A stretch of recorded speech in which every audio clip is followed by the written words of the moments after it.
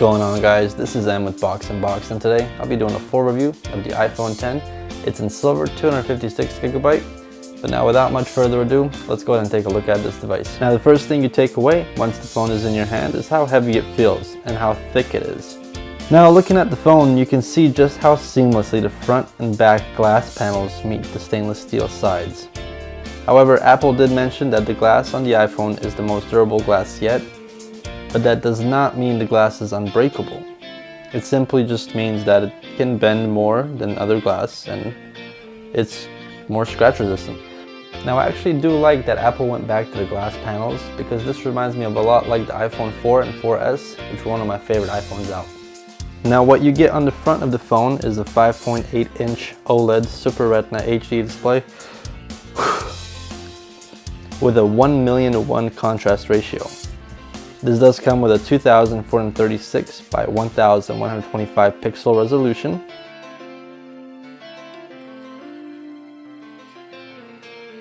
Now on the back of the iPhone X, what you get is actually a vertical camera setup rather than a horizontal that we're used to seeing on the Plus model. With this, they were able to squeeze a bunch of sensors for the true depth camera that's up front of the phone. However, I did notice that the bump on the iPhone X camera here on the back is actually a lot smaller or a lot less noticeable than it was on the iPhone 7 or the 7 Plus. Also, one thing you can notice on the back of the iPhone is that they removed the FCC labeling or branding. You're actually able to find that now in the settings, but they completely removed it from the outside of the phone. Now on the side of the phone, we no longer have what's called a power button. We have what's called now a side button.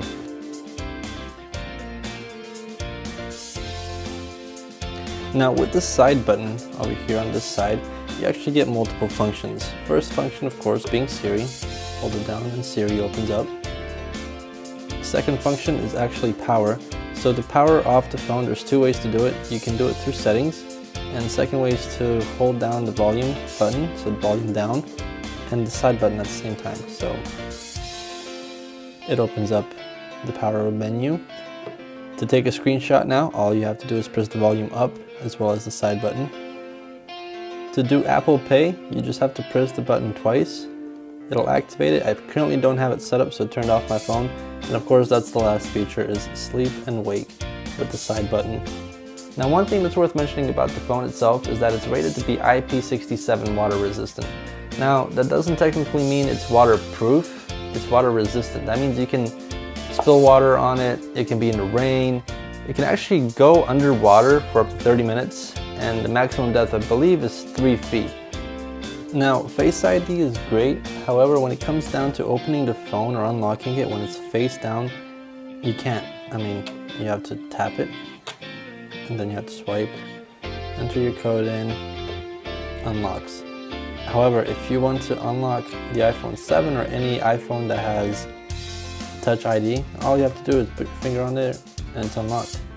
Now one thing that's been bothering me ever since the reviews started coming out with the iPhone is a lot of people are saying that to get Notification Center you have to reach all the way in this top left corner, and to get Control Center, top right corner. Well, this is sort of true and sort of not. You don't have to reach the top left corner, so to say. All you have to do is go to 80%. I'd say this is 80% of the screen is going to be Notification Center. So anything up to the end of the notch is Notification Center. Everything past the notch is Control Center. Easy. Now, one of the biggest differences on the iPhone X is that it no longer harbors a home button. Nothing here. Instead, to reach home, all you have to do is swipe from the bottom up. Now, with no home button, they had to figure out how to do multitasking. What we used to do is just tap the home button twice and multitasking is up. Now, the quickest way to go through multitasking, well, access different apps, is to swipe at the bottom right here. Now the quickest way to access multitasking without having to scroll up and hold is to actually scroll up and move left, and it opens it up immediately. Now one of the coolest features that Apple did include, well, one of the coolest, I mean another cool one is Animojis. I'm not gonna lie, it grew onto me. I saw videos of people using it and I was like, kind of stupid, but after using it, it's actually pretty fun. Now the second coolest feature they included is wireless charging. What makes this feature cool is that there is no proprietary device you have to buy from Apple to charge your iPhone. You can use any Qi charger, whether it be Samsung, Belkin, Anker, I mean whatever Qi charger you can find on Amazon, it's going to work on the iPhone, which is amazing.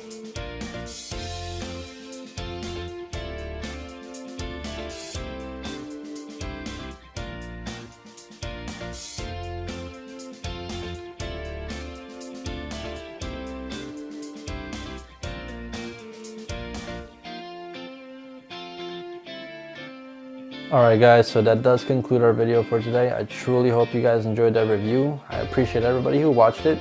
Make sure to leave a comment below what you think about the iPhone 10. Leave a like if you can, subscribe to the channel, it's going to help me a lot. But until next time guys, see y'all soon.